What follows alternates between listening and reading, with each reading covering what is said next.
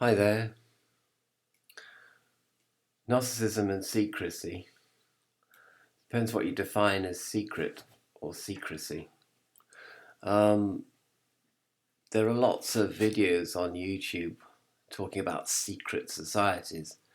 And I guess what they mean by that is a secret in the sense of conspiratorial and therefore having or possessing a nefarious objective. And that's not to say there are not secret societies around with nefarious objectives. It's just that, I don't think it's fair to say that all societies that are secret or secretive, which again is another subcategory of secret, is secretive. Um, I don't think they're all can be tarred with the same brush. Anyway, there is, of course, the other side to secretive, in the sense of conspiratorial. I mean, you might say not very. It's not very good to put a big banner outside your house saying meeting at 10 o'clock tonight to plan a robbery of a bank, my local bank, next Tuesday. That possibly wouldn't be a great idea to do. But on the other hand, there is what they call, in plain sight conspiracies. For example, Adolf Hitler in Mein Kampf, literally really talking about murdering 6 million Jews.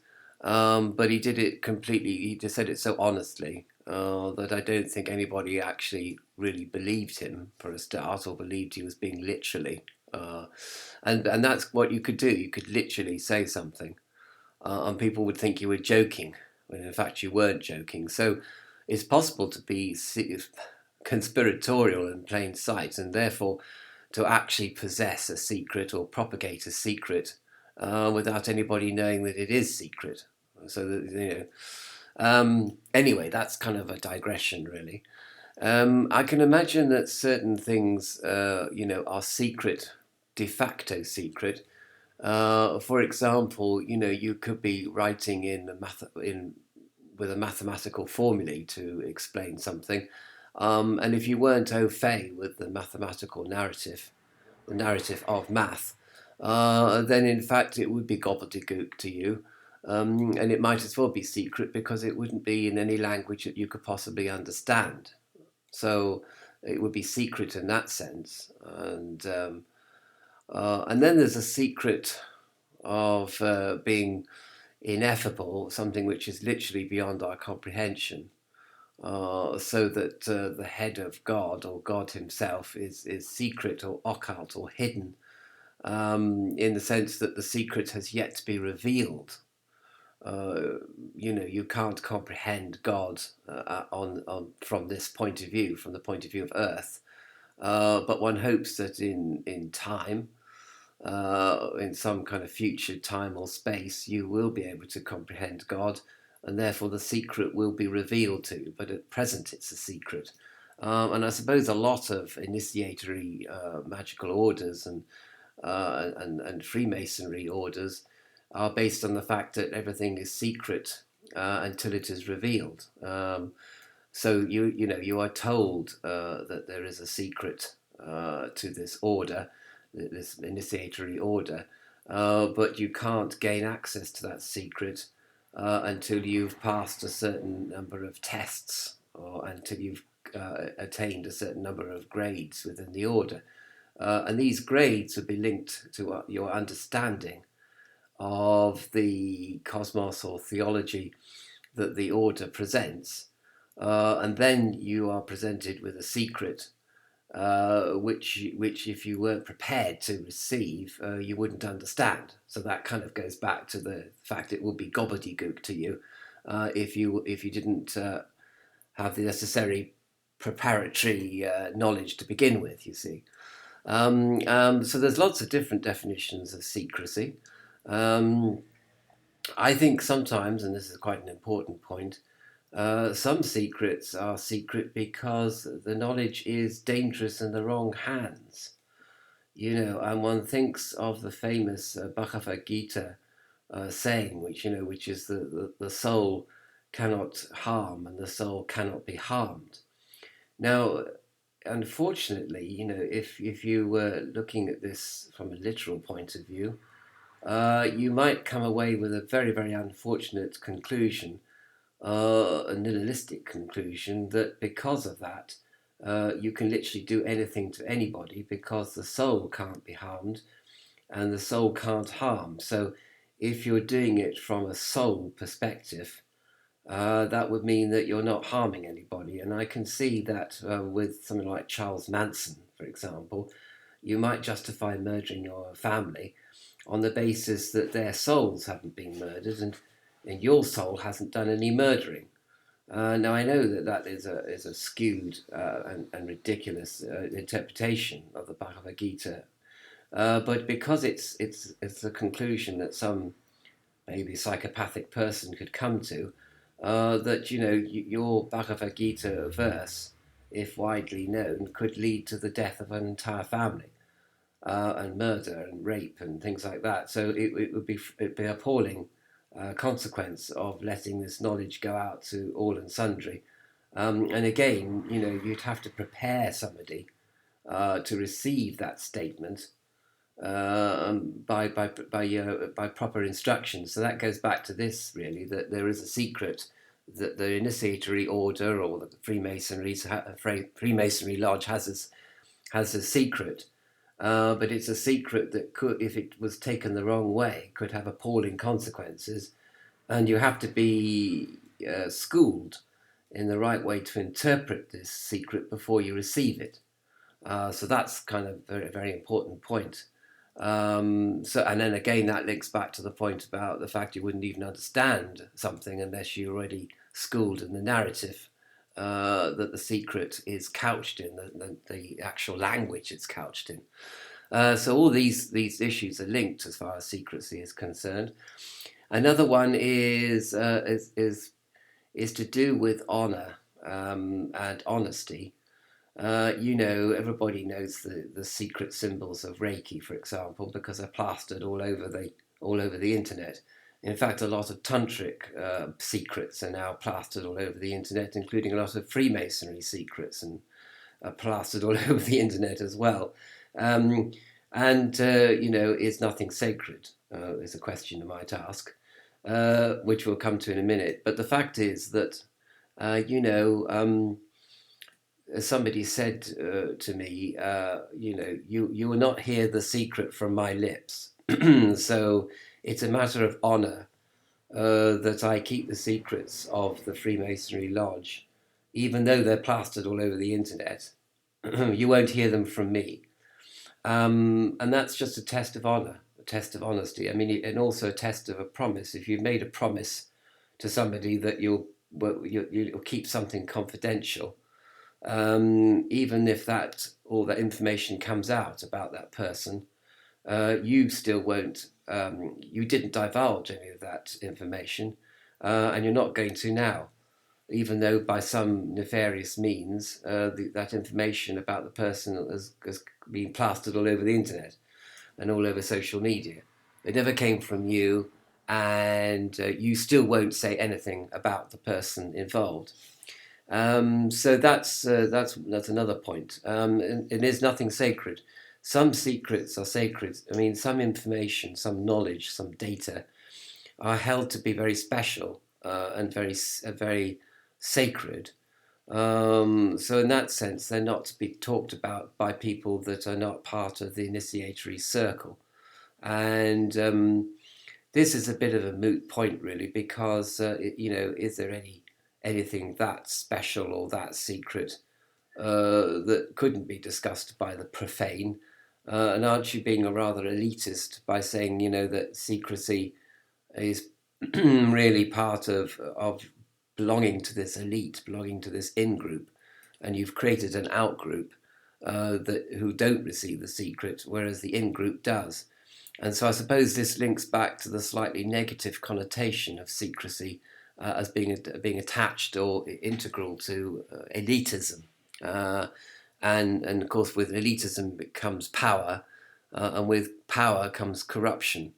because this group perhaps is unaccountable. It can do things and nobody doesn't have to account for its actions to anybody outside its group, which isn't entirely a healthy situation to be in at all. Anyway, the other thing about secrecy is it's a misnomer actually, because what it really means is privacy.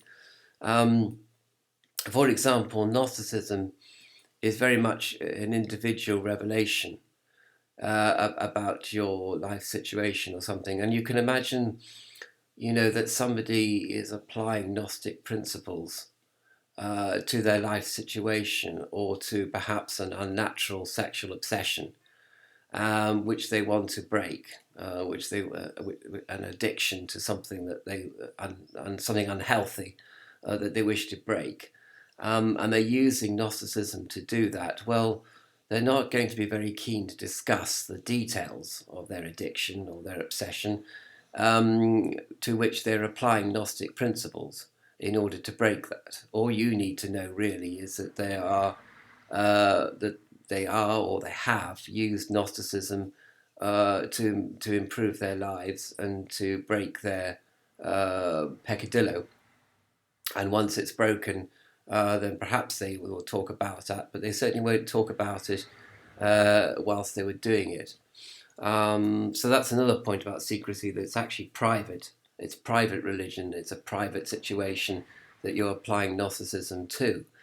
And then finally, secrecy is a kind of word that,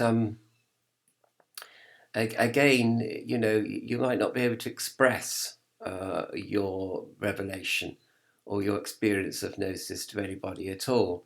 So it's secret in the sense it's just inexpressible. You don't have the words or to express it, and you don't have the artistic acumen to express it artistically. You don't compose music or anything. You're not artistic. You're just an ordinary. You don't have any particular artistic skills, so you don't really feel that you can express it, or you might feel self-conscious. You might think, oh, well, I can't express this, and if I did, everyone would laugh at me. Do you know what I mean?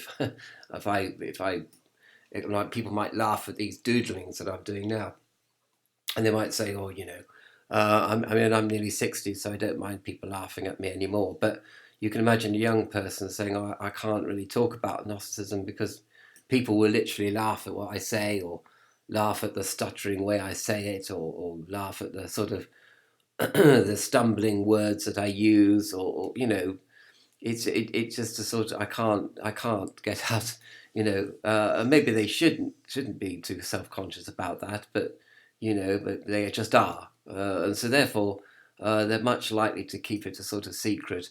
And then finally, there's the idea that also if you go around talking about your gnosis, it's a bit like people that come up to you in the street and start talking about their whole life. It's sort of you want to sort of move away from them because you're not interested in their life story really, but they think that you are. They just want someone to talk to, obviously, and you look like a kind face, so you have to stand there and you politely listen to the story of their life.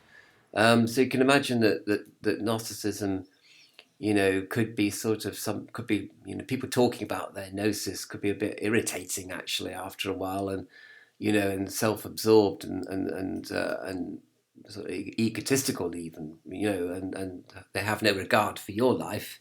They just want you to sit there and listen to me. So it's kind of polite. So sometimes secrecy is connected with politeness, and with non-ego actually, and with humility. So that's another thing to bear in mind.